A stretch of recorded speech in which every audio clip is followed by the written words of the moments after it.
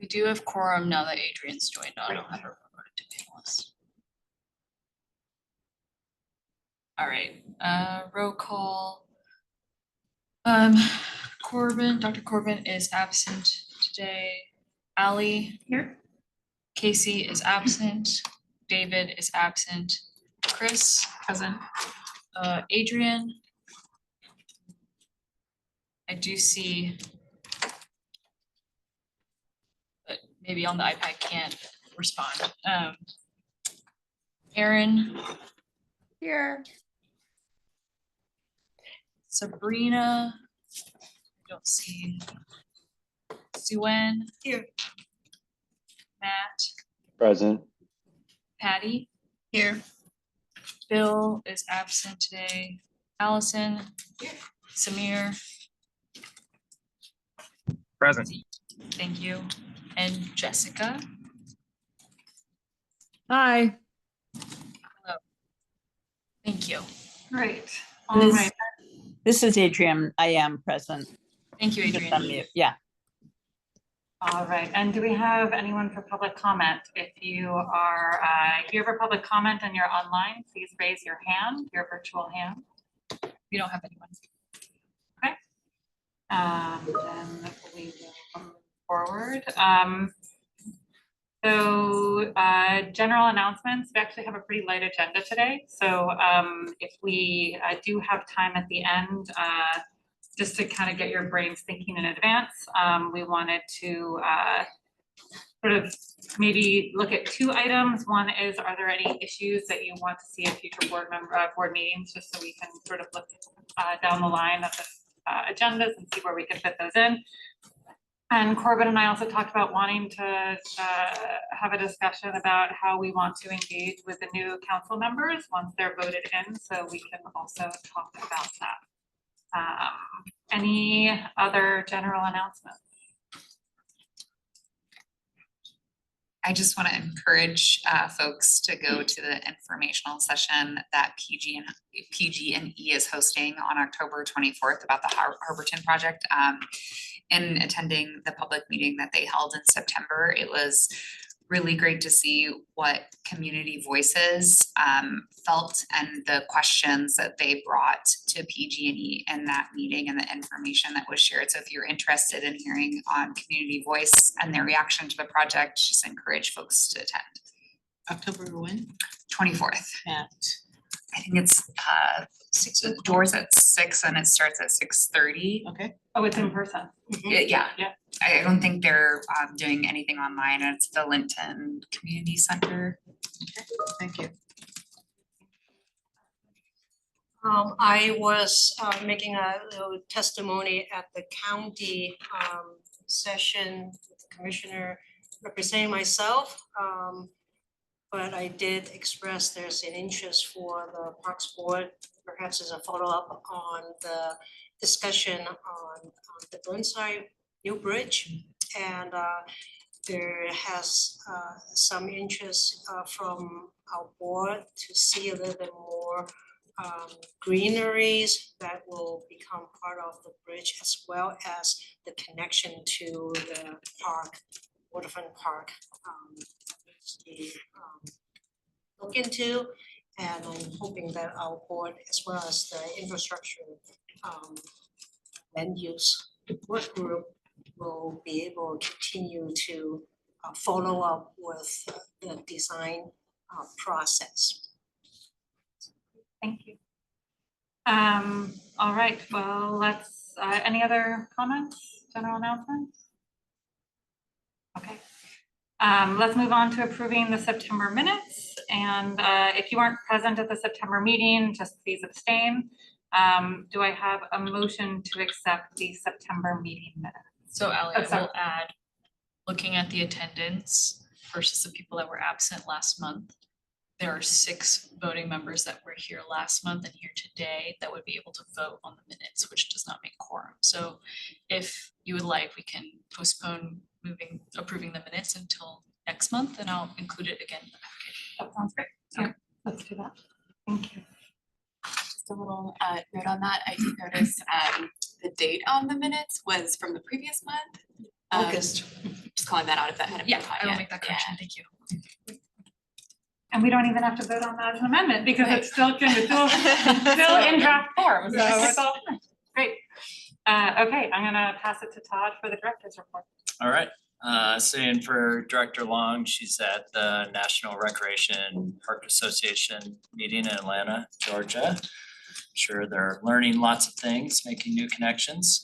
So a couple announcements for parks. Arbor Day this Saturday, October 12th. Urban Forestry will be having their annual Arbor Day celebration at Glen Fair Park from 10 to 2. It's a free event, of course. There'll be community tree planting at 10. And then from 12 to 2, there'll be bucket truck rides and the annual yard tree giveaway. If you haven't had a bucket truck ride, don't laugh, it's fun. They'll also be honoring Mr. Ed Washington, who is this year's recipient of the Bill Nato Community Tree Award. And Mr. Washington has been lifelong civil rights activist in the community as well as crucial advocate for the urban forests. His work in social and environmental justice has created awareness and support for tree canopy equity and preservation in the community. And the award ceremony will be at 12. Jen Cairo, is there anything else I missed about that event that you'd like to share? Thank you, Todd. There will also be free face painting and other entertainment. Folks are asked if they'd like to wear tree-like attire, maybe with a Halloween theme, so maybe scary tree attire. And there will also be free food of various sorts. Wow, sounds like a great event. You'll be there? I will be there. I will be presenting the NATO award. Dressed in costume, I hope. I very well may be our current favorite scary tree-related borer, the emerald ash borer. Oh, wow. Environmental education as well. You bet. All right, so there's been some media reporting about some advocacy around Powell Park and turf. For those of you that remember Grant Field, similar issue. Sports community at Cleveland High School would like to have improved sports fields. They see one way to fix that is make improvements at Powell Park, which is down the street and across the street. So there's been no formal proposal from Portland Public Schools to Portland Parks and Recreation. It's a conversation that's kind of started at the staff level, but we're kind of awaiting any kind of formal proposal. But in the meantime, parents and student athletes are advocating for better facilities. The large tree amendment, we presented both the large tree amendment to DCH Mansky, and that made its way up to the mayor's office, and it looks like it will be coming to council about mid-November. When we have an exact date, we'll share it. We also expect the Title 20 amendments for the park rules also to come in late November, maybe the 20th. Once we know the exact date, we'll send it to you. Pier Pool update, the Assets and Development Division continues to gather information about how to fix Pier Pool and some of the leaking that's been there. A consultant and design team has been selected and their negotiations for final scope and the price. So we'll be providing updates every 2 weeks on the parks website, but we'll send updates to the board as we have them. Light pole safety project, pretty much wrapped up for the initial parks that have been selected. So Colonel Summers, Selwood Riverfront, Irving, Montevilla, Mount Scott, Wallace, Woodstock, Mount Tabor, and Lair Hill are all complete. New lights in all those parks. Lad Circle, the 4 light poles have been installed, but one of the fixtures came damaged, so 3 of the 4s are working, and they're gonna fix the last one in November. In the meantime, Pittock Acres and Cooch Park have been identified as needing some more light pole replacement, so we'll be changing out the lights there, 9 poles at Cooch. And I don't know if those of you that are tracking this, but there was some interest about donating the fixtures. And so some of the fixtures have been donated to the Oregon Historical Society, the Architectural Heritage Center, as well as Habitat Humanity Restored. If you want to go get a fixture for your office or Bedroom. and then an offer for Parks Board members, we're doing a Parks Road bus tour. This will be on October 16th from 1 to 5. It's really targeted mostly for new staff and maybe staff that came over from other city bureaus but haven't worked for parks. So it's an orientation to really different locations in our parks and how we operate. So they'll be going to the Native Gathering Garden at Cully Park, Heron Lakes Golf Course and Expo Center, Peninsula Park Community Center, Dawson Park, Matt Dishman Community Center, and Normandale Park. And we were gonna focus on new board members, but do you know, did Dr. Corbin send us out? So just to clarify, in the past, for our new members, in the past, we used to have this van tour. And then with COVID, that was obviously on pause, we're bringing it back. We have 2 spots designated per tour for board members. So as each tour happens, I'll be reaching out to newer board members first to see if they would be interested in joining. And then I'll come down the line as the tours continually progress. So I don't know what the regularity is with the bus tours. I just know that the first one is on October 16th, so I'll probably reach out to our newest board members to see if they would be available. The bus tour itself is from 1 to 4 p.m. 5, I think. Oh, sorry, 1 to 5 p.m. And so you're gonna reach out Yes, and just work down the list. yes, Cool. basically. That's all I got. Okay, any questions for Todd? Or anybody else? Jen, who else is on here? Margaret? Maximum. This is Jen. Thanks, Todd. So it's in the chat. Thank you, Michelle. But the large tree amendment has been scheduled. It's scheduled for Wednesday, November 13th. Time certain at 4 p.m.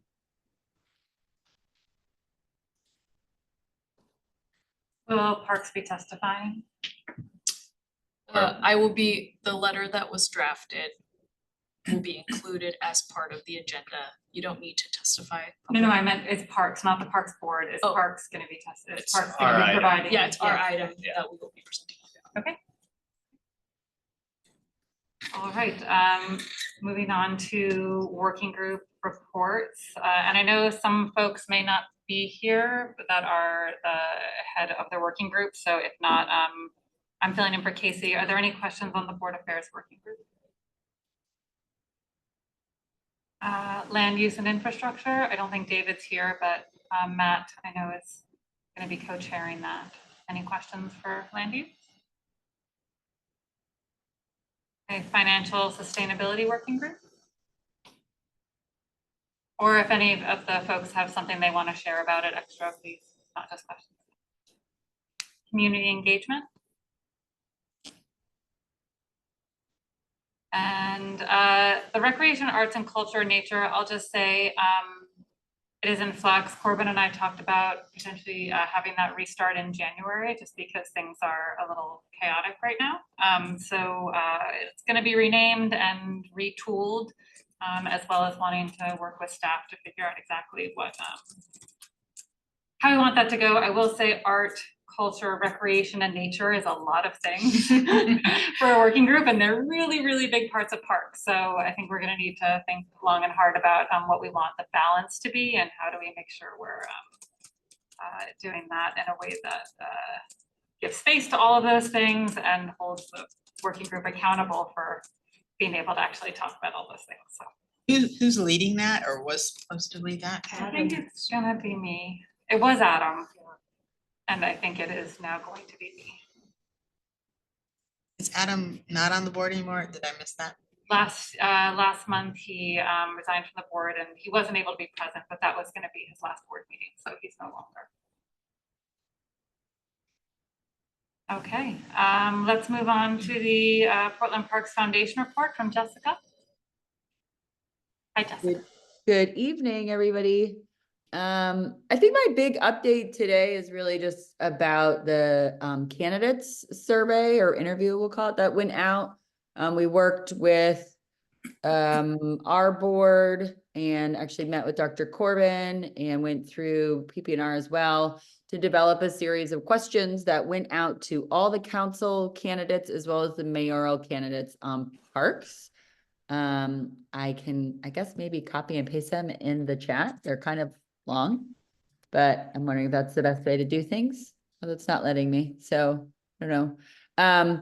I can read them here, but anyway, I am getting a lot of responses and early next week, we'll be putting out an email and a press release with all of the responses organized by district and then of course by mayor. So anyone who is interested in learning a little bit more on where their candidates stand on parks related issues will have an opportunity.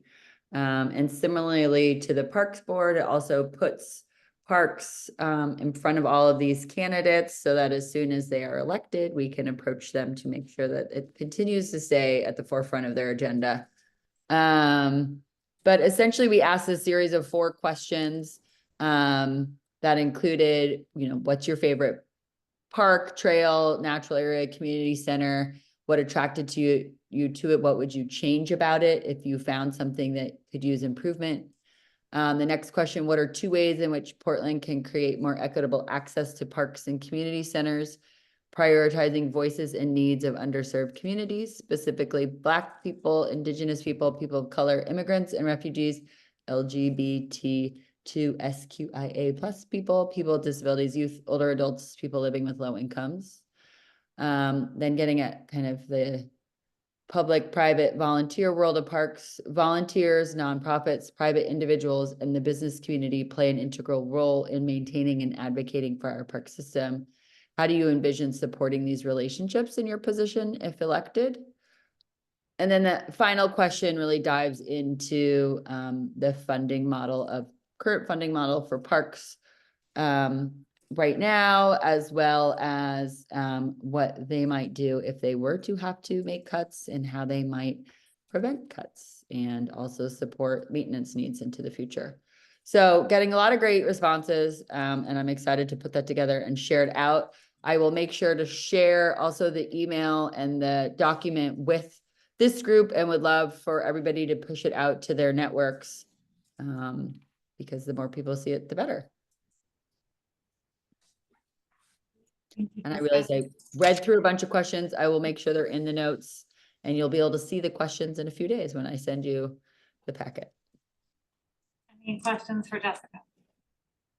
I see there's one from Adrian in the chat. I think that was answered though, about how the results will be shared.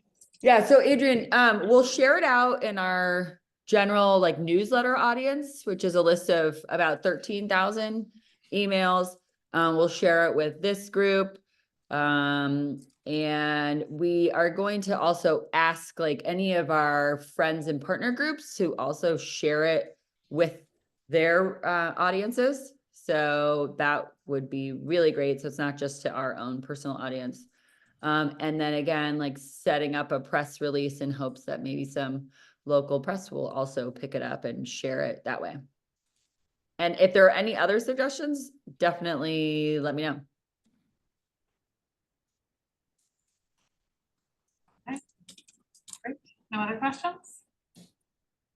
All right, then we're super ahead of schedule, folks, so we're just gonna keep going. But next is the post-summer recap.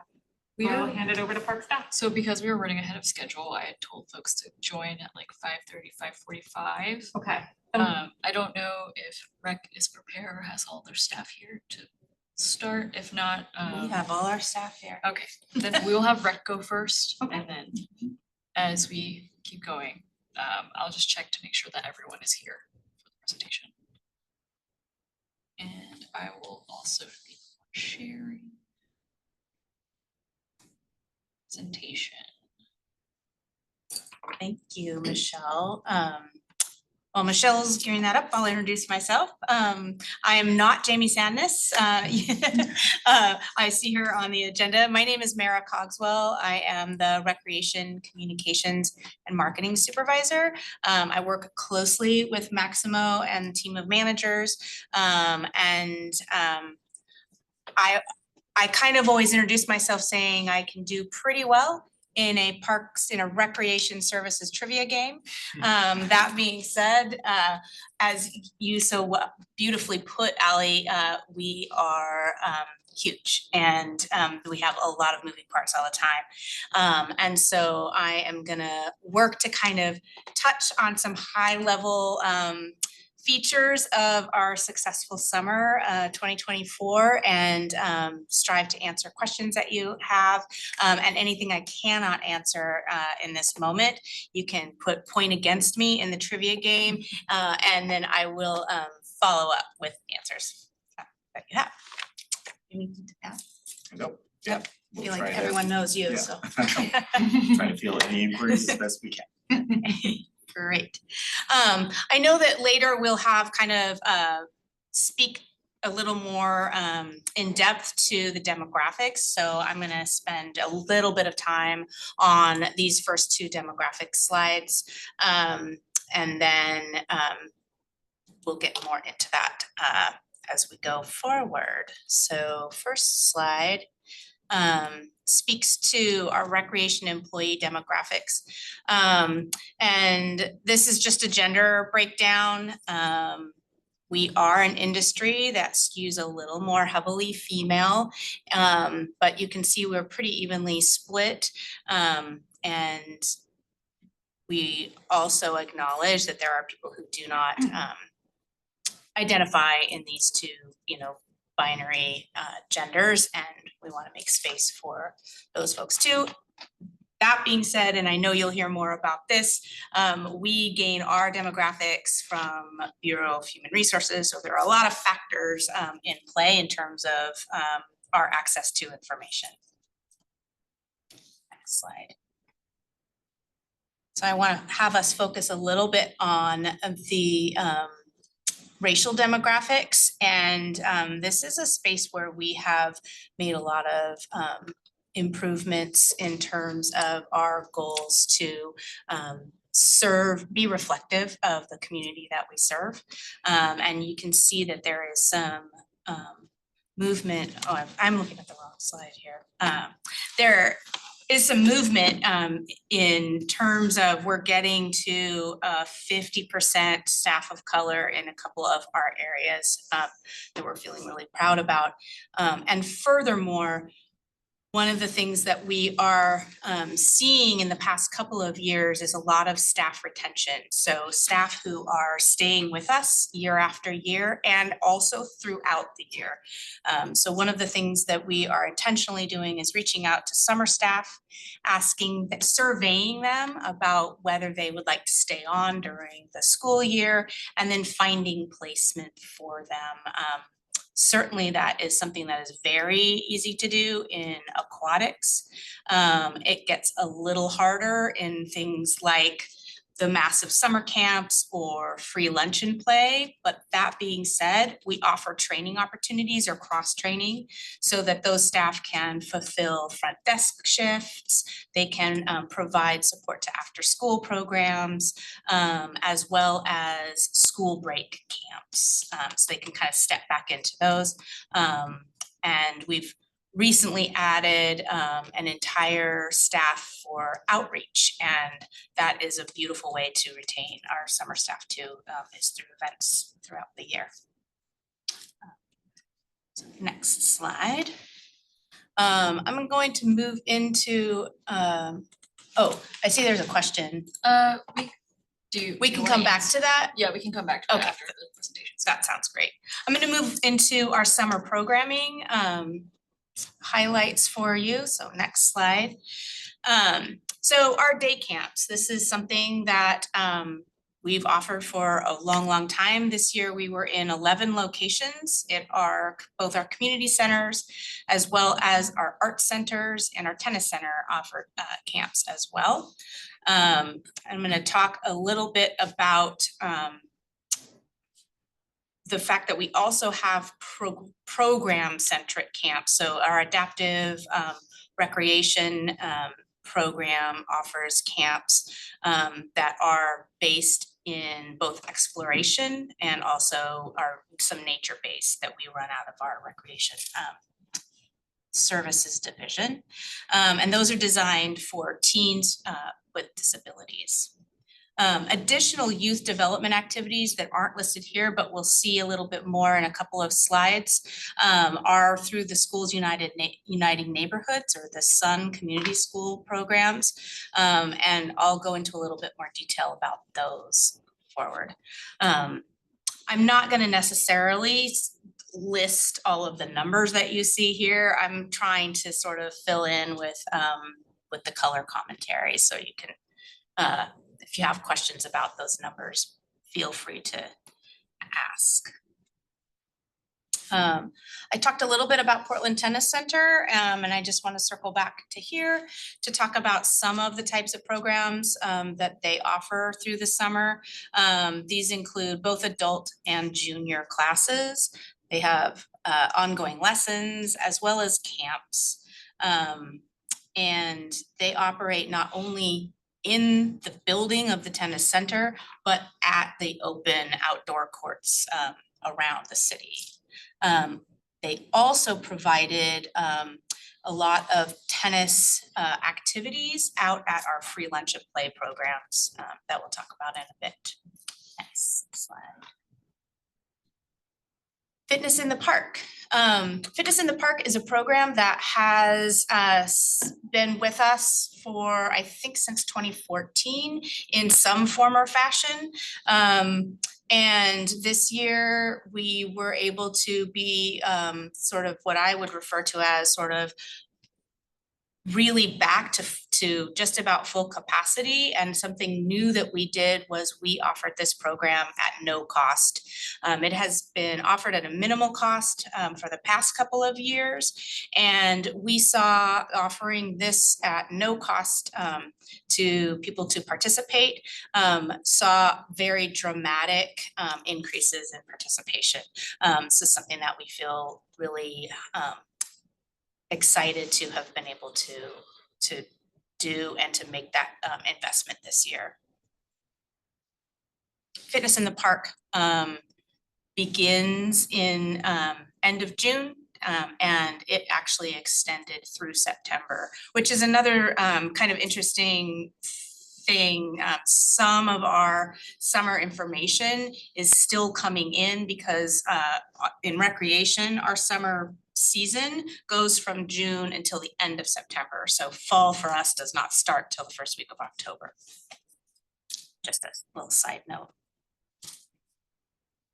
Moving to some information about our summer free-for-all suite of activities. So summer free-for-all includes lots of components, our cultural events, which I'll talk about. Additionally, our free lunch and play, and then we sort of promoted our Fitness in the Park program and free open swim times within that suite of summer free-for-all, so that we were kind of catching a large audience with all of those amenities. We produced 46 events in 63 days, and part of our efforts this year were to implement an intercept survey, which we did in partnership with Portland State. We collected data from participants of free lunch and play, cultural events, Gateway Discovery Park, as well as during Fitness in the Park and free open play swims. So we're looking forward to the results of that survey to be available soon, and we'll make those available to course. Something fairly new to summer free-for-all, and this is something that we sort of accidentally stumbled on during COVID years, and that was bringing arts activities out as a component. We had at that time, when we were just doing grab and go lunches, we included an arts activity into every grab and go lunch. And it was such a big hit that we decided to just sort of make this part of Summer Free for All. And so we have a coordinator from Multnomah Arts Center who coordinates the arts in the parks activities. They bring their arts instructors out with them.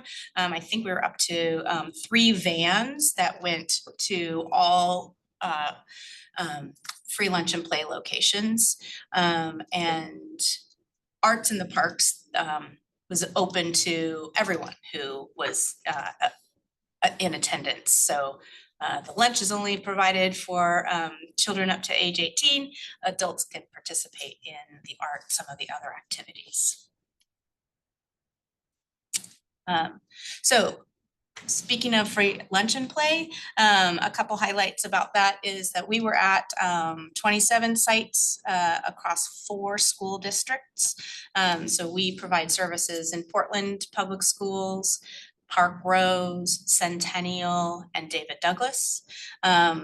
We are in partnership with the nutrition services for those districts, as you may know.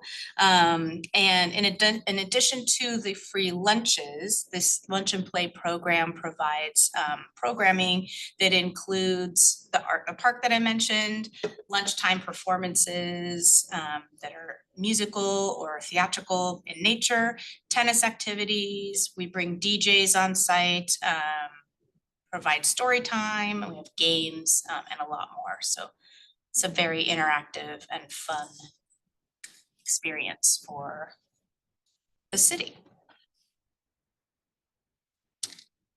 Teen Force, oh, sorry. So Teen Force provides activities for youth. We define teens as youth ages 10 through 20. That is who our Teen Force Pass accommodates in our sites. We've expanded this year to include Southwest Community Center. Teen Force programming has not been on the west side for several years, and we are thrilled to be back on the west side. And we also provide some activities over at the Multnomah Arts Center through Teen Force. One of the things that we focus on with our Teen Force programming in the summer is a job pipeline program that we refer to as Park Squad. Park Squad employs 60 youth, many of whom are participants from Teen Force programming across the city. They are trained throughout the summer, and they support all of our recreation activities. Likewise, I was talking about staff retention. The Teen Force staff is also included in that survey, and so they are encouraged to stay on with us.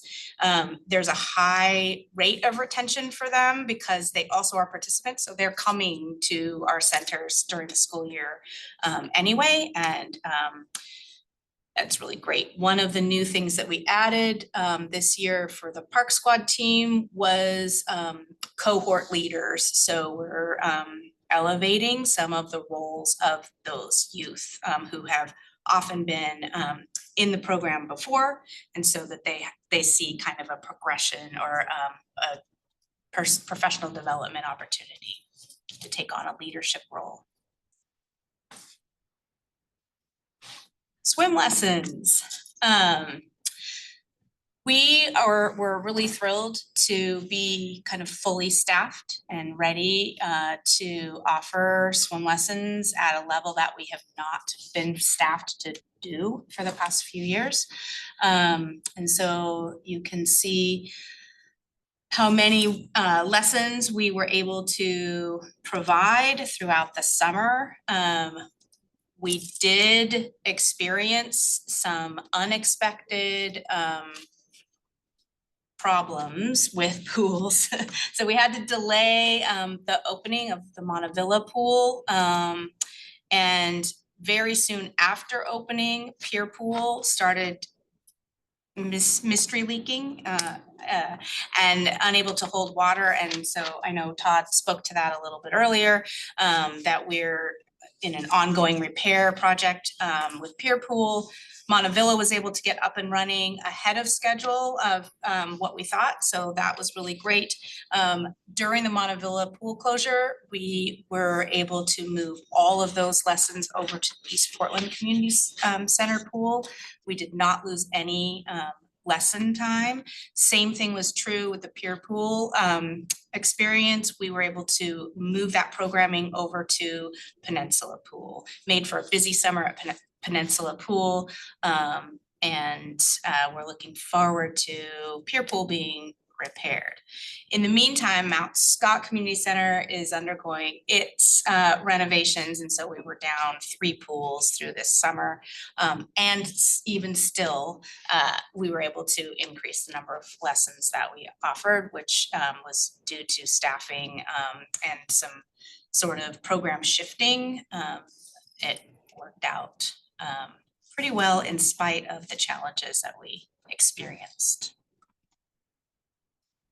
I'll just touch briefly on one of the, we had a couple of strategies to hire and retain staff. And one of the things that we will continue to do is to offer school year classes, so that anyone who takes these certification classes are ready to be hired.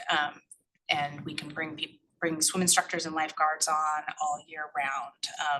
And the thought here is that the sooner you go through this class, the sooner you can start working for us. So we really are pushing those school year classes so that we'll be set to go for summer. Our Sun Community Schools, I talked a little bit about this generally or previously, and this is really kind of pre-COVID, we offered camps at the Sun School sites. This summer, the Sun Schools collaborated with the school districts to support students who were enrolled in the summer school program. So it definitely was still something that was a fun sort of camp atmosphere, but it was really centered in those learning supports that those kids needed. So that's why we're making the distinction from the traditional kind of camp setup to some school and learning support. So that is what we did with the Sun programs. Summer happens for all of us, so lifelong recreation. This is activities for people ages 60 and over. We operate at 4 Portland Parks and Recreation locations, as well as partner organizations around the city. So we offer classes at ERCO, for example, and some senior centers that are associated with Home Forward centers. We offer a lot of virtual activities as well as in-person activities. Adaptive recreation, just kind of hitting on some of those highlights in addition to the camps that we offered. We provide activities such as trips. We have a bowling activity that people participate in year after year, as well as making some strides to modify our fitness centers, and really working towards that universal design model. We have some narrated tours of centers now, so that people who have vision impairments are able to experience where things are in the centers. We have a wheelchair treadmill at one fitness center, and I believe another one is coming on board very soon. And we have another suite of classes for adaptive recreation. Inclusion services, I'm gonna skip kind of to the bottom bullet first in that we were able to accomplish our one-on-one support for nearly all of our 356 requests. We did not have staff, ran out of staff to support those 3 extra requests, and I don't have a lot of details on that. I'm happy to get it if you need it. But we've made a huge improvement over just last year. So for example, I believe we only had 6 inclusion assistant staff in 2023. In 2024, we were able to increase that to, oh gosh, I think we're at about 55 individual staff who provided these hours of support. One of the things that we changed was that we implemented a social emotional support position that was able to offer some consistent support in centers and programs that even if we didn't have a one-on-one support, there was an extra amount of support for maybe somebody who came outside of the intake process who needed some additional help. Mara, do you mind, for those who don't know, clarifying what inclusion services are? Sure, yes, thank you for that. So inclusion services provides one-on-one and also sometimes small group support for people to participate in any activity that we have. Largely, we see the hours of support happen in youth programming. So for example, our preschool classes, summer camps, any of our adaptive programming that people may come with needing no additional support. They may come needing one-on-one support. Yeah, so it just adds extra support to participate. That's just a clarification question on the slide. So does that, on the last part, 356 requests for inclusion services on 3, is that 3 unfilled? That means you actually were able to fill 353 of those requests? Okay, Correct.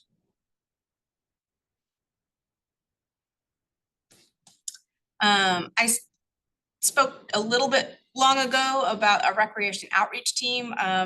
This is a new team that we have, and this new team came together, supported 40 events over the summer.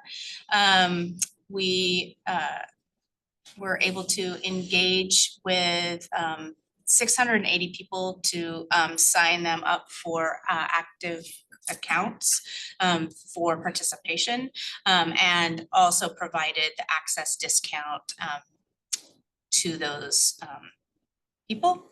The kinds of events that we attended included neighborhood celebrations. We went to food pantries, low-income housing centers. Forgive me, we had so many, I want to make sure I see these notes. Culturally specific celebrations. We were at summer free-for-all events, and what our outreach looks like is our team comes in, we have tabling, we want to connect one-on-one with people, we share free drop-in passes, we have those translated into 23 different languages, as we are connected with a lot of partner organizations as well. And average per event was about 17 new access discount registrations, which we measure as a real good success in terms of connecting with people who are coming in and accessing our services. I think that does it for my rambling. I'm certain that I took way more time than I needed to, so I've caught us up to Our time. back on time, yeah. I think we're still early, actually, so Oh. we're good. Great. Oh, thank you, Danny.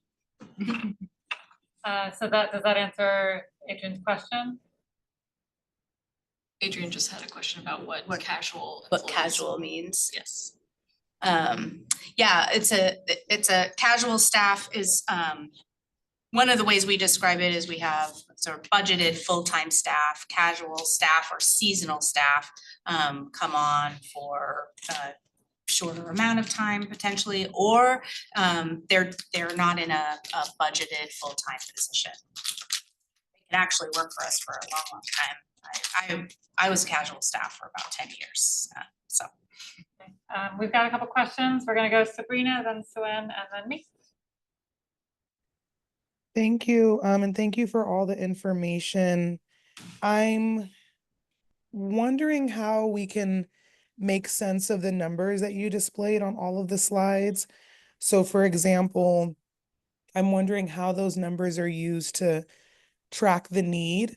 You know, what the capacity of classes are versus how many people end up registering versus how many people end up showing up. You know, do you all have a wait list? I know on the board, we've previously discussed swim lessons because I think a few of us have, you know, had that experience. But I'm wondering even for like the Teen Force, for example, you know, are there 20 classes that are being offered and then they're all completely full and that's a really big need, or same with the senior classes. I mean, there's a lot of programming, which is great. And I'm just wondering, you know, how to make sense of all those numbers because they were kind of individual numbers and not necessarily like 600 people registered out of a capacity of 1,000 people could register, or, you know, if there's wait lists or anything like that. I'm curious about that. Thank you. Yeah, I appreciate that question very much. It's that is something that we sort of discuss a lot. And I can certainly reflect some of that information for you.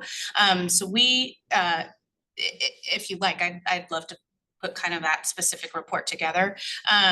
We definitely do use wait lists, and with the very wide variety of activities and classes that we offer, we see a very wide spectrum of fill rates. So for example, swim lessons, almost without exception, have wait lists. We encourage people to add their names to a wait list because that is how we determine when we have the staffing level appropriately. That's how we determine which new classes to open up. So we go off of those wait lists to open new classes, as well as invite people in when a space opens in the class. There are certainly classes that we offer that don't fill, and there are a variety of reasons why we may choose to hold that class regardless of it being full or not. Maybe it is a brand new class and we're still working to spread the word about it and get it up and going. Those classes certainly have kind of a shelf life. So then we'll kind of move on if we see something that's not successful, or we'll change a different day or time, right? There could be a lot of reasons for those. I hope that sort of touches on it, but I absolutely can provide that data in terms of classes and fill rates and what our wait lists look like. Thank you. Go ahead. Couple of questions. One is, what makes one user as a unique user versus unique participant? What's the difference? What's the definition? Yes, so I think we use those terms, unique user or participant, sort of interchangeable. When we when we use the term user, that's mostly associated with a pass. So it's somebody who holds a pass and they use it, so a scan. And I would be a unique user and you would be a unique user. A unique participant is generally from our registered programming, so a class that I sign up for and I participate in. That's kind of how we make the differentiation, so it's an internal term. And then often you will see something along the lines of 473 registrations and 200 unique participants. Where that differentiation comes to play is that 282 people participated in 473 activities. So I'm registering for multiple classes. So a person signs up for more than one thing. So these are a count of the physical person actually engaged with the activities, not just the register and didn't show up and Correct. The other question I have, a follow-up question is, when you say when there are more, the classes filled up, and then you're gonna open up another class. Then at a certain point, you have meet a threshold, you need to add either another staff, or you have to have the staff work either overtime or whatever you need to adjust that.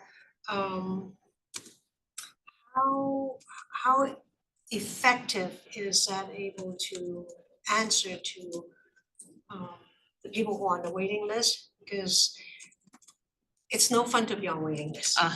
And I've heard that like a lot of programs are just filled up. And how efficient is it to say, oh, you filled up, and then in a week, if we still have that group, we will. How do you manage that? Yeah, but well, there are, do you wanna speak to that or? Well, I mean, it's dynamic for sure. And I know that we're, or might be able to speak to the numbers for 2024. But like in 2023, I know these numbers because I've gone over them a couple times. But in addition to the registered programs, just for like aquatics, just for swimming lessons, because we were able to build into our staffing levels and increase the staffing levels, and we have the facilities spaces for that. In addition to the registered active classes that we added 396 additional swim lesson classes in there, and that was because a couple of things were happening. We had the staff that were like, oh, we have the interest, we see where that interest is, we see where the class is, and we know we have that staff availability, and we have the facility space to be able to say, oh, we could put an additional class into a pool space here. And so sometimes we could have two of those things, and one of those things is not free, or we just don't have that pool space because we're already programmed to capacity at that facility space. And so, it's just a very dynamic process of but it does start with us saying, if your class is full, you're interested in a program, definitely put yourself on a wait list, because that helps us tell that story of these other factors that are also happening simultaneously at the same time, so that it lets us know kind of where to move when we're able to, with that information that we have. Quick question, is there gonna be another round where someone talks more in depth about the demographics? So, great. I will For save- year-long hiring. Yeah, okay, I will save that question and just go to Adrian. Yeah, thanks. Yeah, my question started out, with the swimming or comment about that the staff skewed white. Most of you know, so I'm a public health physician. I've also taught swim lessons for Portland Parks and Rec. And the sad thing is that that interest, I think, in swim classes, being active, good swimmers, unfortunately skews white and skews, more upper class or upper income. And, we know that in these kind of public health health-related interventions, if you're mentored or taught by folks that are, you know, more culturally congruous, it's probably more effective. And the other thing is this sort of lack of swimming becomes intergenerational. And so, you know, it would be good to sort of see, you know, what has happened with our enrollment over time by race and income, what's happened with staffing over time with that, and what are some of the systems that you've thought about or put into play to look at this. I mean, the strongest thing are changes in systems. So for example, requirement, for example, that every kid in school has to have swim lessons, you know, that would be one strong intervention. But you know, it's sad. I do feel we're really missing the mark in Portland on this, and it is a life-saving intervention to learn how to swim. Yeah, no, thank you. And to, you know, this is something that we are continuing to work and build on. One of the things that we've reported out in some previous meetings is our schools to pools, where we are doing specific targeted partnerships with Portland Public Schools, and we're looking to continue to branch that out. We kind of did our initial done 2 sessions already and looking to go into a 3rd session now with this beginning school year, where for our 2nd graders that we actually build in, working with the school, where they come in are actually doing swim safety instruction. And so we just have the opportunity to do introduction to the water, doing safety. And so for the understandable historical contributors that have kept communities from not participating in activities and seeing themselves represented, not seeing where they can move forward in that we are looking to really kind of, as one conduit, really focus on that piece to really kind of take us through to continue to build relationships and kind of build representation and yeah, ongoing engagement with that. Another is also through our certification programs for those that are certified to be lifeguards or swim instructors.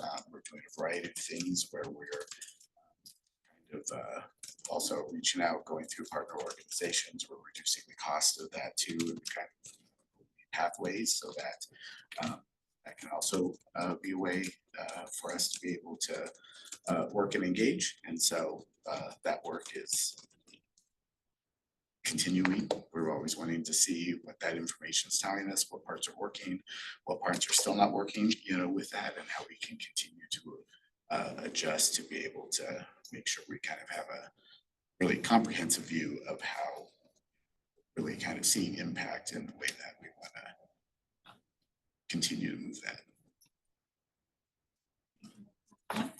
Oh, I'm sorry, you had your, Allison. Yeah, thank you.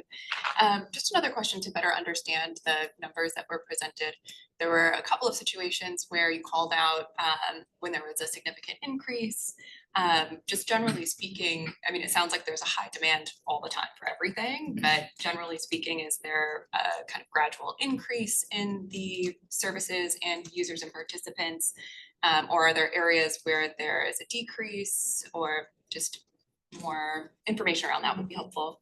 Yeah, I think, thank you, I appreciate that, and so yes, the quick answer is yes, we generally see an increase, and specifically in programs where we see increases, we, you know, kind of add more of that. So we tend not to see a decline for very long in any one area, because at that point we are adaptable and we move into new trends, and we're continuously connecting with new community and striving to really provide what it is that they're telling us they'd like to see. And often in places we're partnering with community to provide that. So sort of that real quick answer is yes, we're really encouraged that we're seeing increases in participation.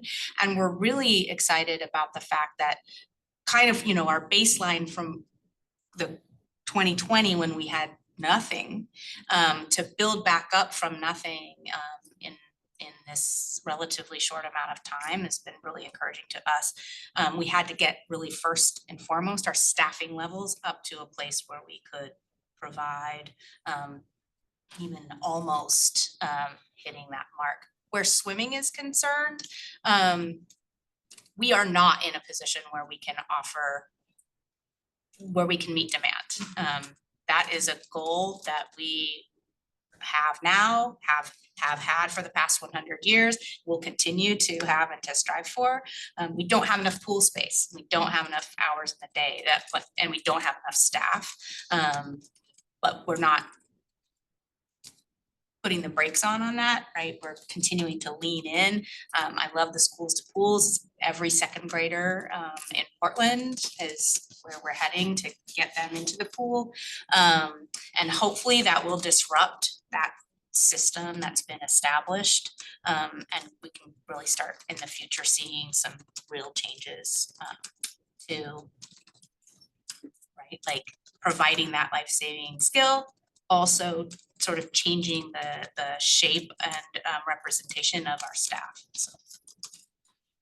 Yeah, thank you, that makes sense. And all of the numbers and programming, it's all very impressive, so. And we Lots going can, on. yeah, and we can, you know, do those deeper dives into each program, like you saw with our Fitness in the Park programming. You know, it's a couple things where we reduced the costs where there was no cost this year, and we saw a huge increase in the participation this year.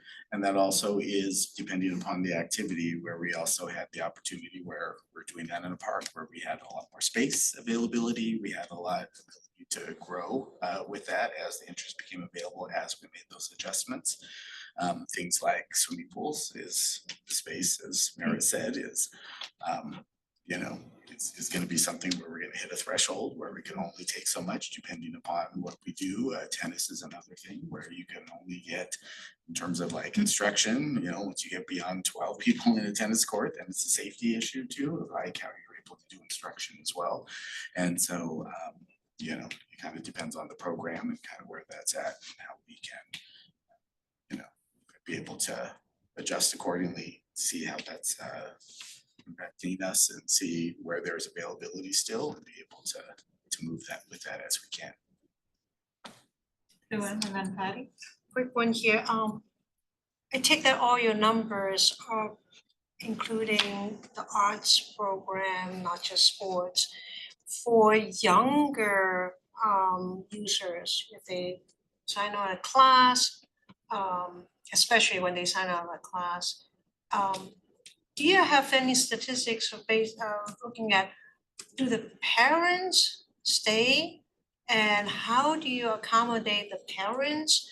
And is there some kind of lesson learned as to they leave and come back, or there's something else that they actually can become benefiting themselves as well?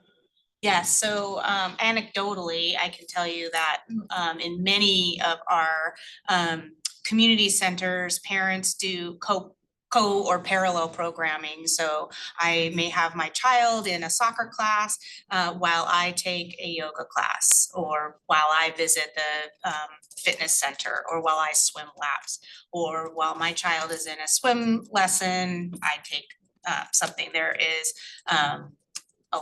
a lot of that happening, and I can speak to that more anecdotally than data driven, but we probably could resource some like family account activity to kind of draw that out. So if that's something you're interested in sort of seeing more about, I think that we could probably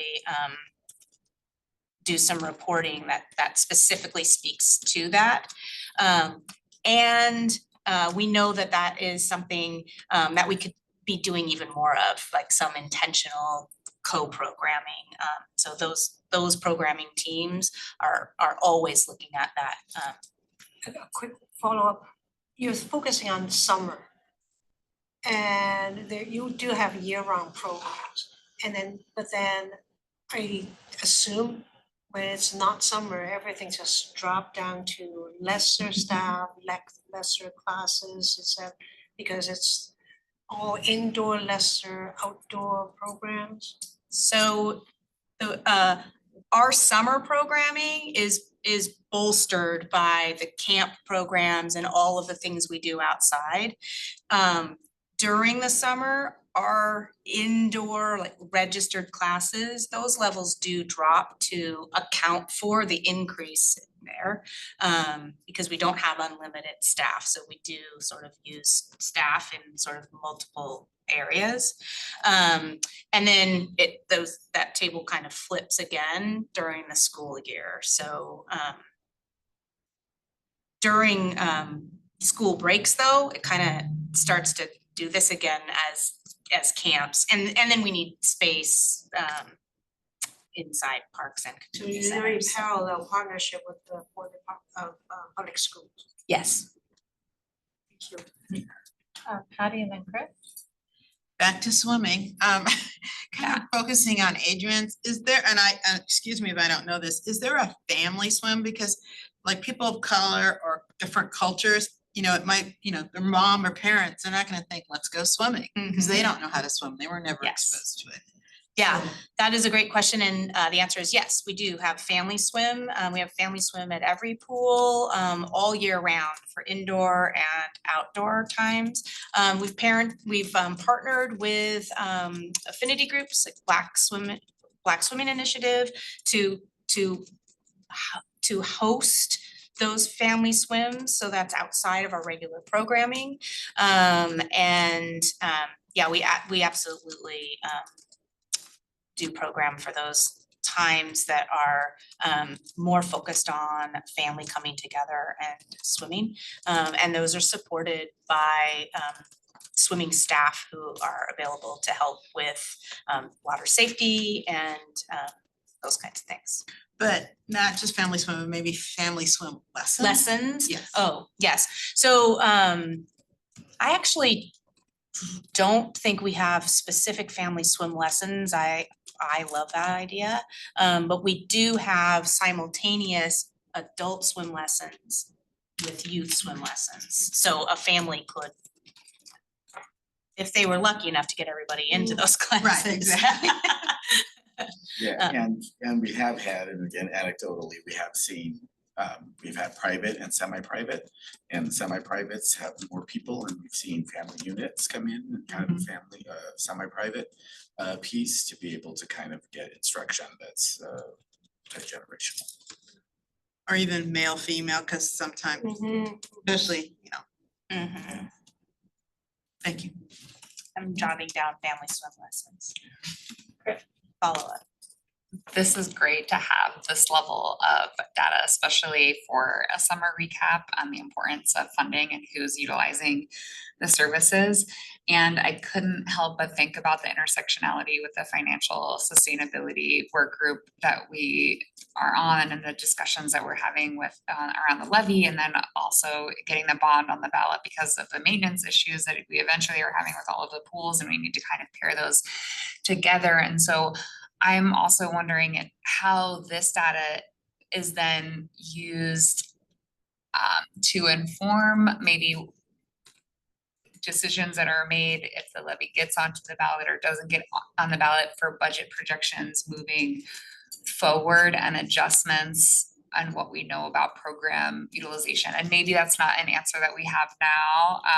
It's just something to explore in the future, like how, as we for a board, could use these pieces of data to advocate or express the importance of programming for the community members moving forward.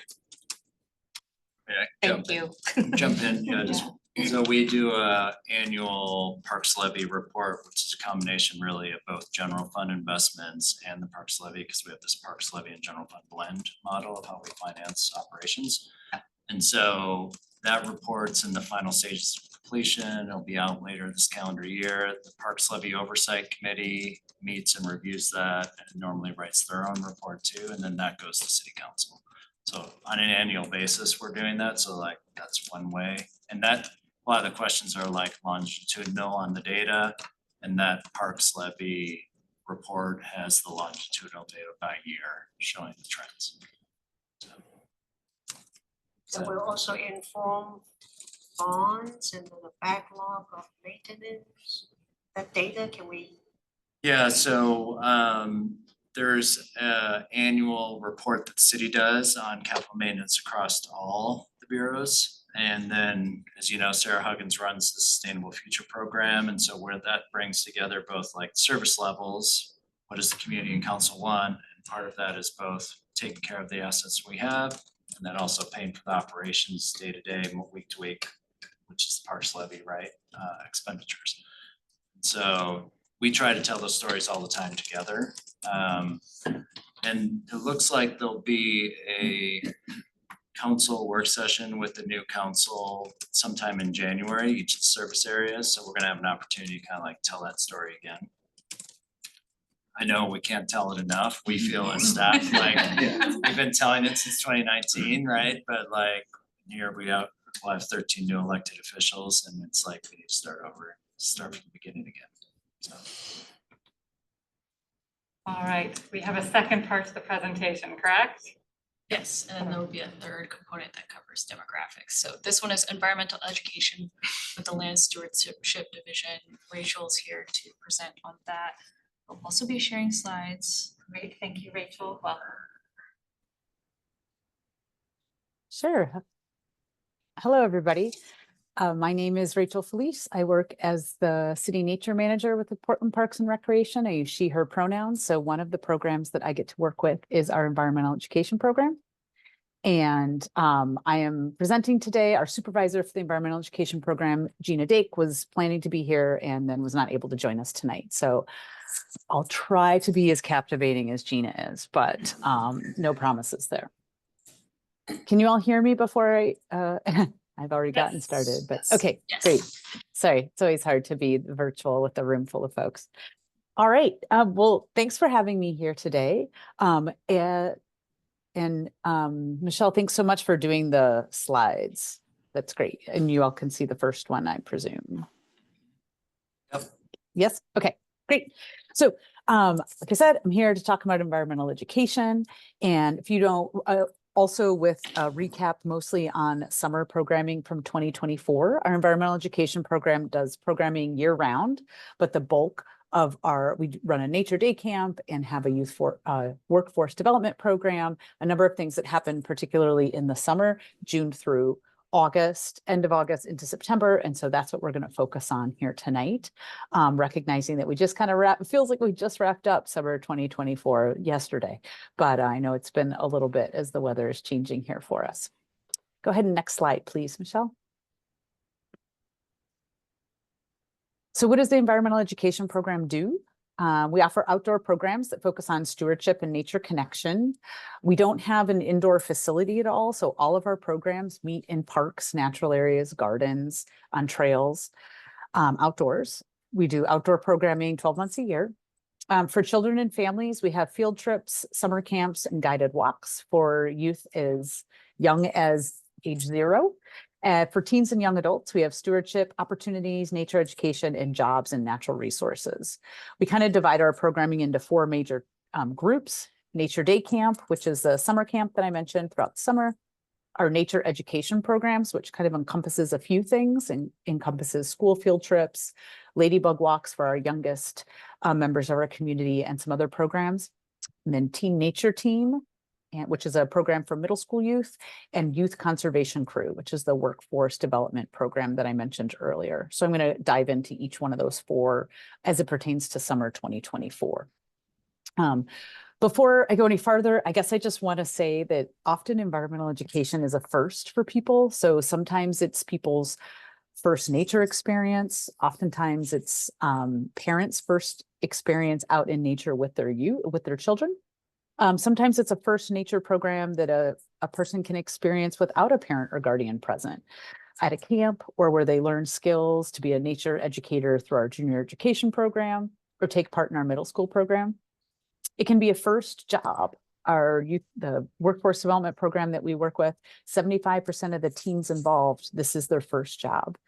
So often, and then we have a lot of continuity of people that move through our programs and end up working in the natural resource field for the rest of their career.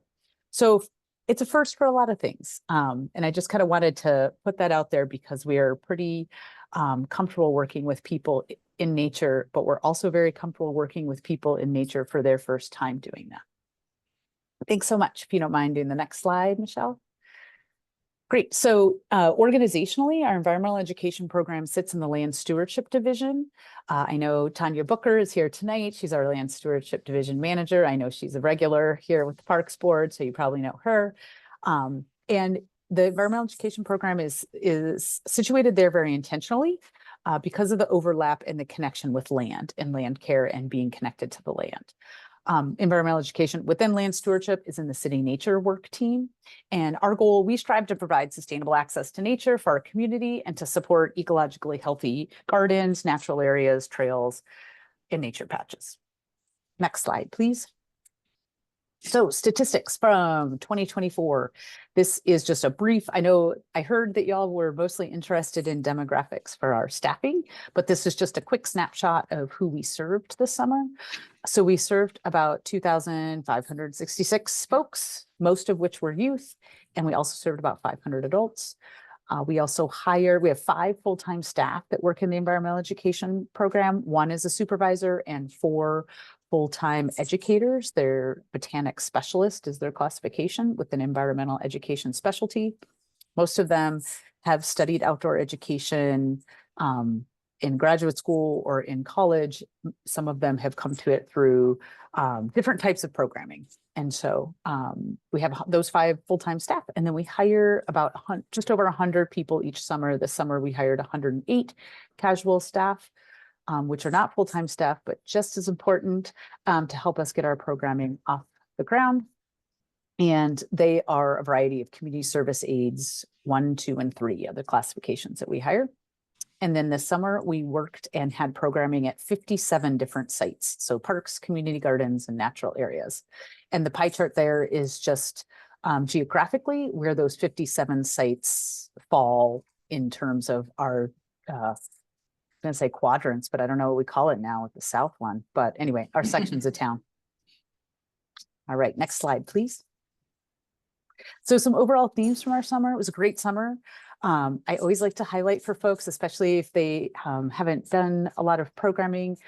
It's amazing work. It's very fulfilling work. It's also exhausting, and it also lasts all year. Like summer programming lasts all year. I mean, we do programming all year round, but also preparing for the big surge in hiring those 100 people. We start here in October, November to start getting the positions ready, and then we'll start the whole process of hiring for summer 2025 here pretty shortly. In January, we'll start going out to schools and doing outreach to try to attract the applicant pools that we're looking to hire for next summer. So some of the overall themes, also transportation is always a challenge for us. It is for many people that do outdoor education. Oh, got it. Sorry, I wanted to see the chat comment. We have a lot of safety things that we have to work through, and then infrastructure is also challenges. An example of that is that due to the storm that we all had in our region last winter, the picnic shelter at Mount Tabor, which is traditionally a place that our team spends a lot of time at every summer and that we do summer programming at, was crushed. And so that's just an example of, was damaged, I guess I should say. That's an example of infrastructure needs that are kind of constantly changing.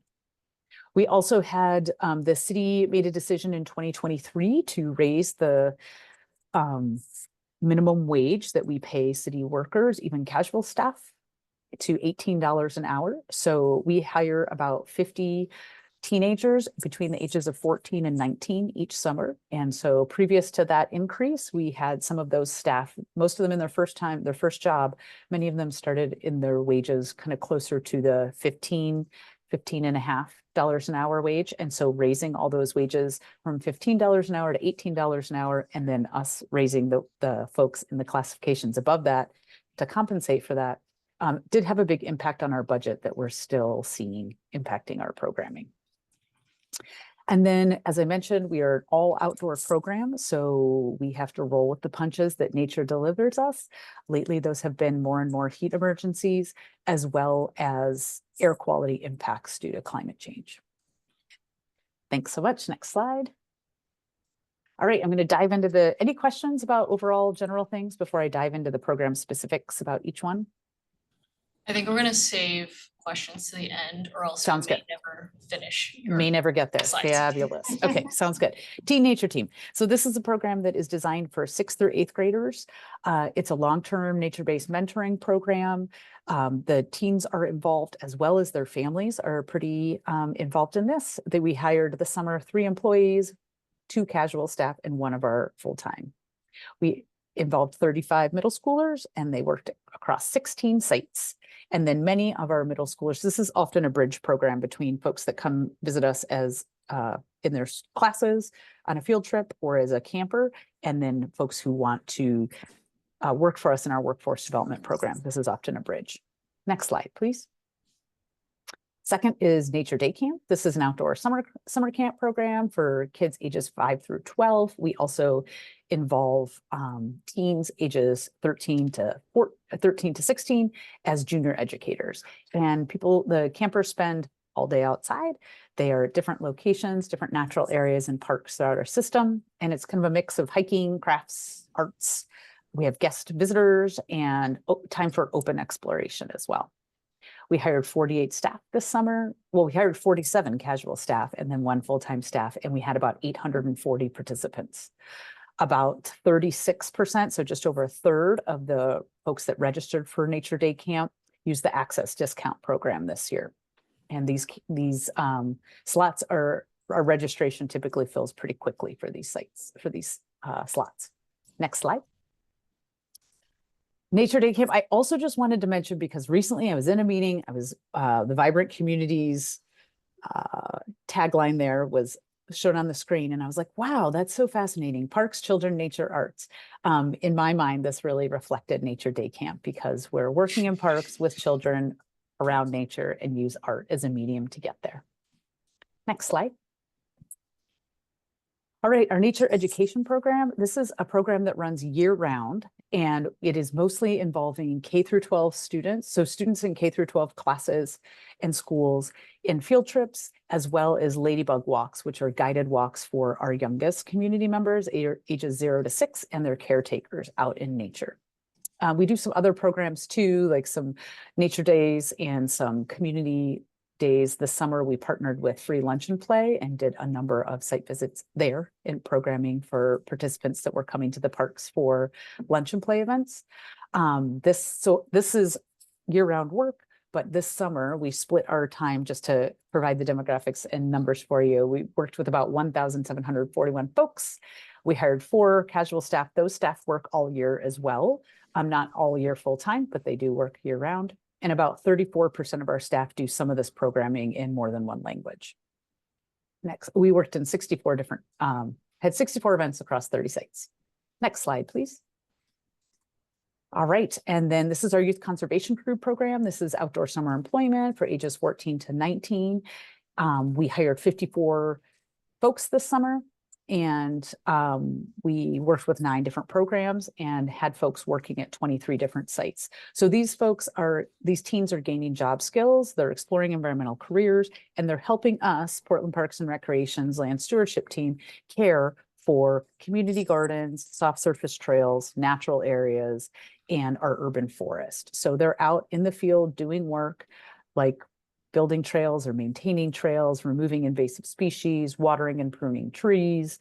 They're doing that field-based work and getting experience learning those skills as well. Next slide, please. All right, these are some demographics, not of participants, but of staff that we hired. So you'll see, and many thanks to Danny Peters, who I think is here tonight, that helped prepare these 2 slides. So you'll see in this slide, there's a lot going on here in these bar graphs, but these are racial demographics, race and ethnicity of staff that were hired for these different programs. So the middle bar graph is all parks employees, including casual staff and permanent staff. And then the top one is our nature day camp program. And the bottom bar here is the youth conservation crew program. So we can talk. Ooh, I've exceeded my 10 minutes, so I'll take one sentence about this one. I guess one thing I wanted You to have point. time, Rachel. So you're good. Okay.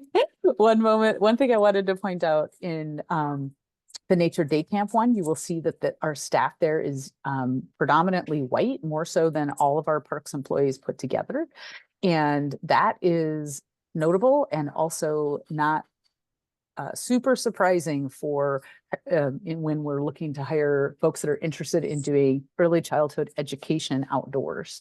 The applicant pool, I looked it up recently, for that group was almost 80% white. And so that is the bar that you're seeing here is the folks that were hired to work in those positions. Also, the youth conservation crew, one on the bottom, that's a cultural and racial demographic in terms of those 55 staff that we have worked really hard for years to really diversify that team of folks that we hire. And that is super intentional. That represents folks from 20 different zip codes, or excuse me, 20 different zip codes and teams from 24 different schools. So we work really hard to, and then also we always also work really hard to hire crew leaders who are racially and culturally diverse as well, so that our young people and teams can see folks that may look like them, modeling some of those job skills and working in the green field. All right, next, please. Fantastic, thanks. So this one is a gender split of our employees that were hired for these different programs. Again, same layout. The middle bar is all parks employees, casual and permanent staff. The top one is nature day camp. One thing I want to point out on this one is this is predominantly, we have a lot of female folks that identify as female in our staffing here. I did want to call attention to the percentage on the far right of folks. We have a high percentage of folks that prefer not to answer or may identify as trans or X, not gender nonconforming. And that has been something that is pretty consistent with that team year after year. That's something that we've worked hard to make a really inclusive environment. People feel comfortable. And we do tend to have an applicant pool that skews much higher in gender nonconforming than we do in many of our other applicant pools. Also, the thing I wanted to mention down below on the youth conservation crew, you'll see that that one skews gender-wise fairly similar to how all parks employees overall. But I have been really happy and proud about that one being so, these are all field-based positions. And so the all parks employees one is all parks folks doing all sorts of things. As someone who works in natural resources, I would say a lot of our field-based positions tend to skew pretty male dominant. And it's been really refreshing to be able to work with a program that has that close of a gender split there for female and male employees working in field-based positions. All right, next slide. I think that's it. Questions, discussion. What do y'all want to know? Did someone have, I think someone had a clarifying question. Was it you, In the Ally? chat. No, actually, Chris, did you have someone earlier on maybe had a clarifying question? Don't remember. I don't remember either. But feel free to ask if you remember. Yeah, hands up if you have a question. I don't see any yet, so I will ask mine. You talked about the TNT program being a pathway to youth conservation crew. I was wondering how long youth conservation crew has existed, and if you see that as a pipeline to staff the seasonal positions and then the full-time positions. So thinking of how you're moving kids not just from like elementary school to high school, but then high school into paid positions. And have you done like a VH1, where are they now? For people who are, no, where I think everyone's gonna, yeah, all right. Yeah. The reference line, go on. No, I'm glad you asked. We actually track staff over time really fairly well. And so we have a number of folks, I actually was thinking about it before I went to talk with you all. So out of our current full-time staff that work in environmental education, 2 of them are former, either went through the TNT program or were former Nature Day Camp campers. We also have former YCC or TNT folks that are now employees, permanent employees with parks. One is a botanic specialist, one is a horticulturalist, one is just was hired as a supervisor last week or last month. And a variety of, and then a number of folks in seasonal maintenance workers and utility worker positions as well. So we do see that pipeline functioning and people moving from one program to the other in a fairly successful way. Does that answer your question? It does, that's great, thank you. And just as a fun thing, I know when shelters go down, it's a big deal, but it's also a great skill set for kids to learn how to build their own shelter outside. So that's a fun, anyway. Yes. You know. All right, Matt. Thanks for your great presentation, Rachel. Sorry, my audio cut out midway, so if you already spoke to this, my apologies. But do you have any data points on, similar to the other presentation, is there unmet demand for any of the programming that you're not able to fill? Sure. We do have unmet demand. So out of the 108 people that we hired this summer, we had 729 applications. So I would say we regularly have, specifically in the Youth Conservation Crew program, we regularly have 4 or 5 times the number of applications for the number of positions that we have to hire. So I feel like there's unmet demand there. We also have unmet demand in our Nature Day Camp. Those summer camp slots fill up very quickly. And we also, similar to what I heard our partners in recreation say, like we do encourage people to go on the wait lists, and sometimes we're able to help support people getting off the wait list and into a camp, but we regularly have those fill up. So we see unmet demand in that as well. I would say we also see unmet demand in our nature education program. We see a lot of, we do have schools, Title I, we prioritize, I should say, in that program, we prioritize Title I schools and Head Start programs, but we do regularly have schools that contact us that want field trip opportunities that we're already booked up, so we can't provide those. So we see them in all of our programs, sadly. Thank you. Just can I do a quick follow-up on that? Sure. Are there opportunities to route some of those workforce education requests to partners that you're taking advantage of? And then secondly, with all this unmet demand, are there opportunities to start to chip away at some of that? To scale up? Yeah. Yeah, thanks for asking. I think in some cases there would be opportunities to scale up. For example, our nature education program, our field trip programs, that's mostly, like we're mostly limited by the staffing that we have. I would say our summer camp programs, it's pretty challenging to scale up, in part because in order to have a nature-based experience, you really have to consider the carrying capacity of the resource, right? So if you're wanting to have a nature experience and yet you're one of, 300 people in a camp and a location having experience, it really changes what that looks like. And so, sometimes, I think there are some limited opportunities to scale up, and sometimes it's a little bit more challenging. We have tried to work with partners. We do work with partners regularly. Many of our programs are collaborative in nature. We have, in terms of the workforce development, we have tried to partner with a number of different organizations over the years to kind of boost that programming. And, it's somewhat successful in that there are some opportunities for teens, but it really, I don't think those partnerships has been quite as successful as the programs that we've been able to put together, in part because we have that connection to, like we are the people caring for the land already in the land stewardship team. And so the partnership is pretty easy. It's pretty innate. Does that make sense? It's also, we do partner with our community gardens team and our urban forestry team, so other teams within parks. But when we do and have done partnership opportunities with other workforce development programs, but it is a little bit different. Yeah. And are there partnership opportunities on these outdoor spaces that are beyond the city of Portland, or are you already doing that? Most of our programming takes place on facilities within the city of Portland, with the exception of, sometimes, for example, we'll do educational opportunities and take our teams that work for us on an educational experience that's outside of the city, might be on Mount Hood or the coast or something like that. But most of our programming is happening in, not even just within the city, but natural areas, gardens, trails, and trees that Portland Parks and Recreation cares for. Sometimes we do have, our team will go to schoolyards as well. I guess I should say that also, like in partnership with, we work with 5 different school districts, and sometimes schools have opportunities for nature-based programming right there on their schoolyards. They just don't always have the staff with the expertise to help kids get there. Maximo maybe had a comment. I just want to make sure we're mindful of time because I want Danny to have the opportunity to also present. So I feel like this could be the last set of questions.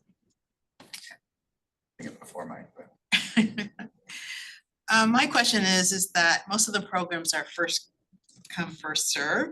Has there ever been a thought to make it more of a lottery where you sign up by a certain date so there gets the, because some people are on that speed dial, like buying a concert ticket or something. So has that been considered? Sure. Well, we have participated in registration opportunities where partner organizations and people associated with partner organizations get priority registration first, and then it opens to the general public. So we have participated in that. Other than that, that is the closest I would say. We haven't done a lottery in terms, we do save spots and prioritize spots, I would say, for our field trip program. So, there could be a teacher that calls 12 months in advance, and if they're asking for amount of programming that would mean that other folks aren't going to get what they need, then we will ask them, we will say we can offer XYZ for your group so that we can prioritize other groups, especially Title I schools and Head Start programs. But we haven't used a lottery per se. And I'll just say really quick that I can say from recreation side that we've worked really closely with Land Services and Environmental Ed, and Tanya, Rachel, and Gina in really intentionally over these last couple of years to really kind of align our processes in terms of like, how are we, putting on our register programs, how are we getting information out there, how are we kind of aligning enrollment and working with our ActiveNet registration system, because we, especially all in this room, or it's understandable the distinct little departments that we have, but we know people coming from the outside or just seeing Portland Parks and Recreation and not knowing the particulars of the departments. And so we really want to support everybody who enters into Portland Parks and Recreation to be able to have a successful and experience going through that process. And so we've done a lot of intentional work that from recreation side has been very helpful, having that collaboration on how that's working across all their systems. Thank you. Been great right. from our side too, Maximo. Thanks for calling that out. I really appreciate the work. Like, it has been more intentional and really collaborative over the last couple of years, and that I think has really made both of our programs so much stronger. Especially, and we always really appreciate as well recreation support in the adaptive inclusive program so that we can include more folks in our programs with support that they might need in order to be successful there. Thank you. And I believe we're moving on to Danny. And Danny, just so you know, in 5 minutes, I'm going to interrupt you just to see if there's public comment, and then we'll get back to you.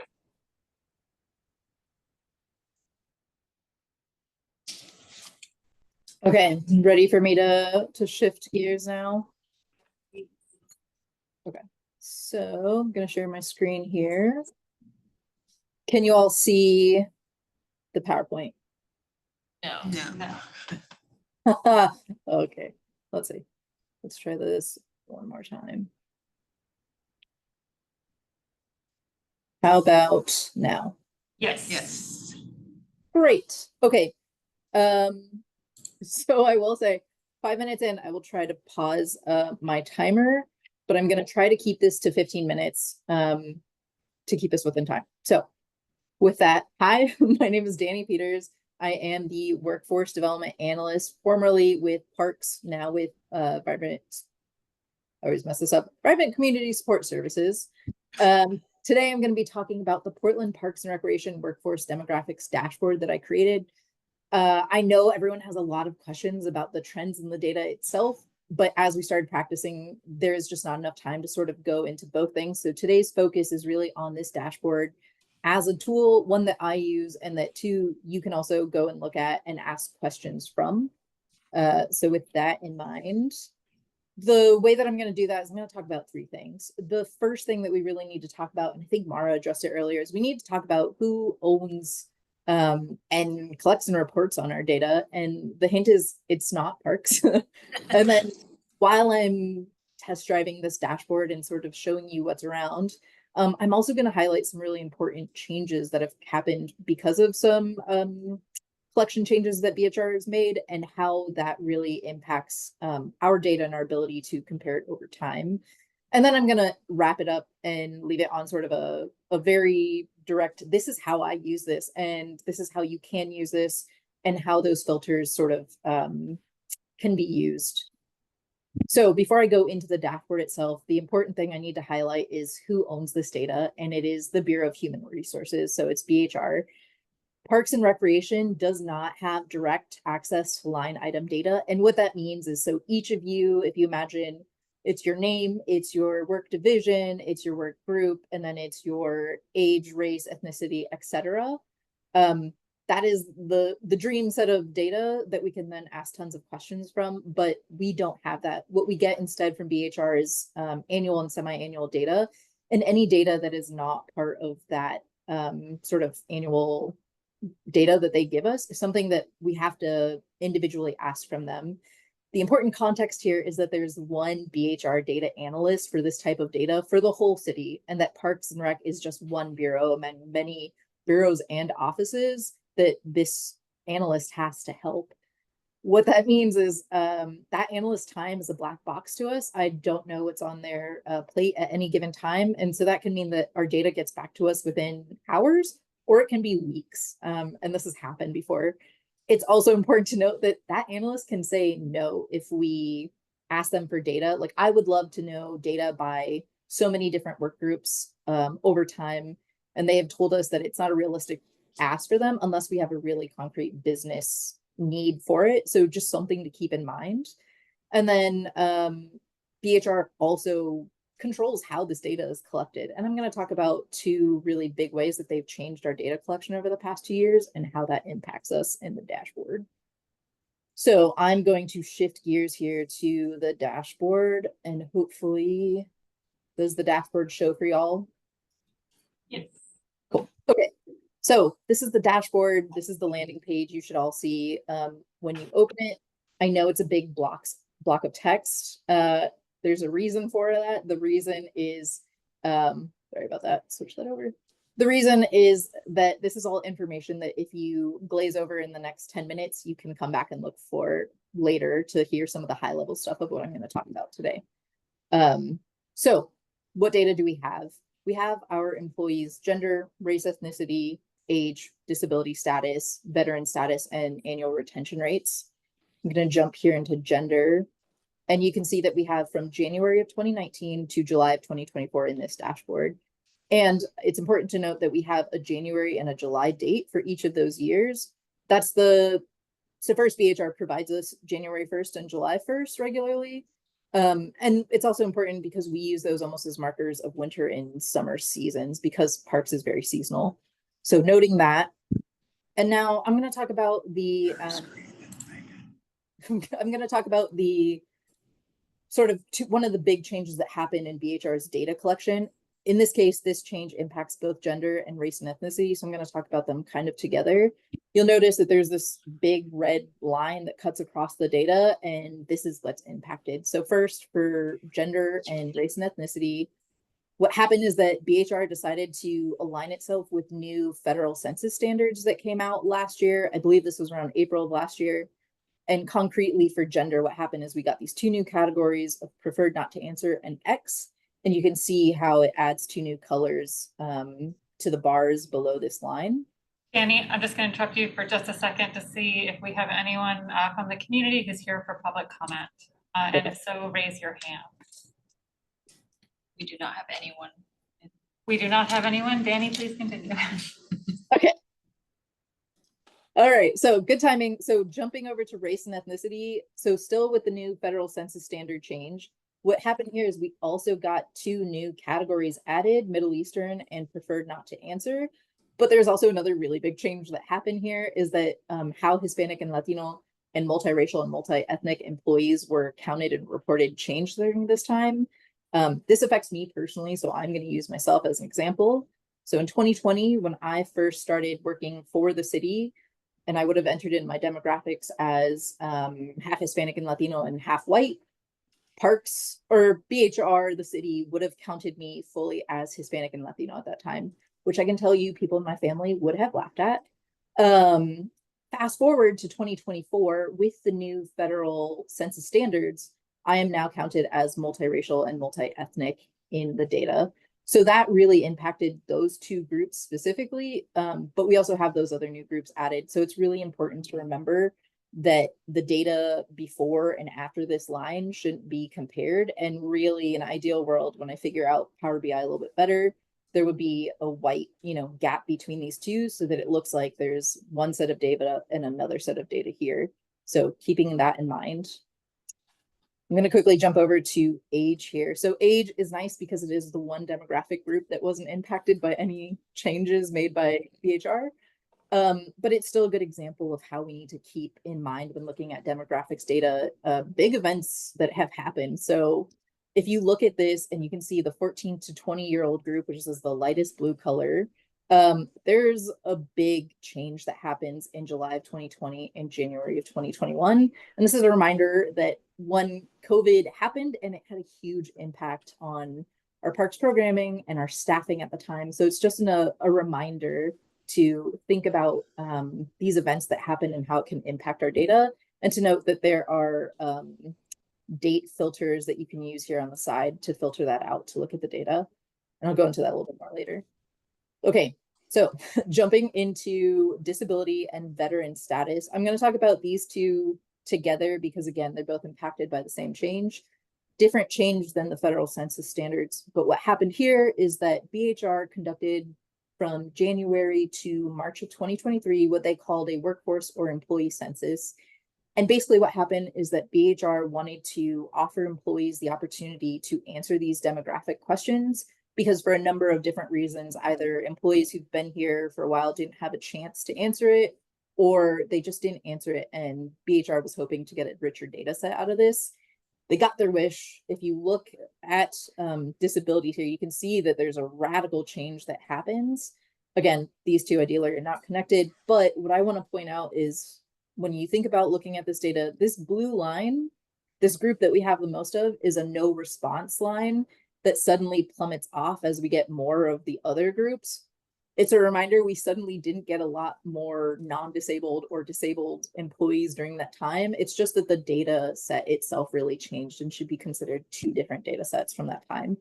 And the same applies to the veterans data. One quick question about the no response. Yeah. Is it mandatory for folks to respond? Like the other questions, it seemed there weren't no responses. They all had answers. These are the only ones that don't have a no response. So is that all people who previously hadn't answered the question? And it's now a question that folks have to, they can say prefer not to answer, but they have to tick a box? Or can people just not tick any box whatsoever by choice? So it's a good question. And part of me is like, this might be getting really in the weeds, but the answer is that some questions were voluntary, so they were all voluntary. Race and gender, and this we could talk about in a number of ways, but basically race and gender were assumed if they were not answered. So someone in hiring or BHR would enter in that demographics information for an employee for race and gender. And I'd have to check on this, but I believe it was because of federal reporting standards that they had to have that information, versus I don't think disability and veteran status was required. So don't quote me on that. I can go and I can check and confirm that, but I do know that if somebody hadn't answered for race and ethnicity and gender, that information would have been answered for them previously. Did that answer your question? Yes, that's icky, and yes, thank you. And the Yeah, employee, sure. and the employee census was voluntary, not required, right? Correct. That's the other thing. Thank you. Okay, I'm going to jump into our last data category here, which is our retention rates. So this is one of the sets of data that isn't reported in any of the public dashboards presented by BHR, but this is something that we look at by demographics group, and the retention rate here specifically, for starters, is non-casual employees only, so folks who are here year round. And the retention rate specifically is looking at folks who started the fiscal year with us and ended the fiscal year with us. And it does not include employees who joined the workforce during the middle of that period. And it's important to note this isn't the inverse of a turnover rate, but this is another metric that we look at. Okay, so I'm still cutting it kind of close on time, so I'm going to jump to my final. This is the concrete way that I use the data and sort of ways that you can think about it as you're looking through this and ways to use the filters. So I'm jumping back to gender because it's the easiest for a short amount of time to look at. And also is a great example in my own opinion. But anyway, the way I want you to think about this when you look at this data is if you think of the general population at large, there is usually pretty close to a 50-50 split between the sexes in the population. So when I look at this data, especially prior to the red line added, my instinct is to say, let's draw an imaginary 50% line in there and think of it as a tug of war between the two colors, the purple and the yellow. And for me, what I'm looking for is to see if any side is going over that 50% significantly, because then I know that we're kind of going beyond the population at large is sort of norm, right? So when I look at this, and remember, this is for all employees right now, you know, first glance, I can see that we're over this 50% line, but it's also a good example that those COVID periods really affected our data. And so it's one example of how I would go and remove those data while I'm looking for long-term trends, because I'm sort of taking out the anomaly years for that. And as we're looking at this is where I can start kind of looking for trends and saying, okay, over this time, we like all of Parks employees are slightly skewed female, but it looks like we're actually coming close to sort of the gender parity in the middle over time. And then it's important to note we're not comparing, also this line doesn't move, sorry for this one graph this happens, but the important thing is if we're going from, you know, a 4 percentage point change over this time period, as I'm looking at a trend, when we come over and we add these two new groups that are about 3% at this point, it's really important not to compare across that red line, because that 3% can make a huge difference in whether we say there's a trend continuing or not, when the change for the previous years was only a 4% change. So keep that in mind. Also, because we can't say where the preferred not to answer or the X are coming from. I don't know if this is predominantly coming from male or female staff. So please keep that in mind as you look at this. But as I look at this, my next question is there a story underneath here? What's happening below the all employee level? Because having worked with this, I know that that data does change. So I'm actually going to look at casual staff now. And this is an important example of Power BI being a little bit difficult. Note that the bar sizes, the width changes here. I don't know why it happens with this one chart. I have not been able to fix it, but please be careful with wanting to visually go back and forth for this one. And note that this top number is a 58 here versus this one was a 54%. So here, if I'm thinking of that tug of war again, I can see there's significantly more purple during this time. So I can say casual staff is actually more skewed towards female staff than male staff compared to the all employees. And another piece of information, so this is all what's happening as I'm looking at this data, is I'm thinking like, of the employee pool at large, what do I know about it? I know that during the summer especially, casual staff can make up almost 75% of all of our staff. So when I see this and I see that there's a skew here towards female, I'm thinking that might be what's skewing my all employee figures. But to confirm that, I need to go and look at the other groups to see if maybe there's a skew for all groups or what's going on here, right? So I'm going to go look at manager and supervisor next. And this is a good example of, okay, finally Power BI is playing nice, and I can go and visually look between to see that tug of war of colors. And I see that the relationship between purple and yellow has changed. Here, I see that for managers and supervisors, it actually skews more male, so that all picture, if we were looking at just the all employees, would hide this information below. And I can see even that over time, it looks like we're actually skewing a little bit more male over this time period. So that's one piece of the picture. And then I remember managers and supervisors are a much smaller proportion of our employee staff overall. So let me look at this final big picture here, which is the non-casual employees. And this is to me kind of the story here. If I hadn't gone through and looked through those different employee groups, I would have missed that actually we have a really big skew at our non-casual staff level for more male staff than female staff. And so this would sort of be the question where we start asking over time, why is this happening? We go to recruitment for it, we go to hiring managers. And it's just sort of the different ways that you can examine this data. So I know that was a lot. Just jump over to if you all have any questions.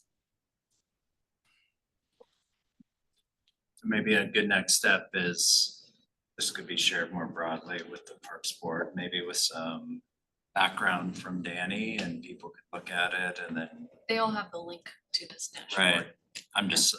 Yeah, and I think people are gonna have questions about Right. the demographics, Right. not And then- just the, yeah. And then we could come back and have another discussion about, and I think it'll be important to like maybe pre-vet some of the topics you wanna discuss, because we could have, you know, recreation and workforce to come together, or if you wanna hear about like the gender disparity in certain green jobs, you know, I'm sure Jen would be happy to come back and talk about all the things they're trying to do for recruitment to diversify their workforce around arborists and stuff. So like the interest areas might be important to bring the division managers.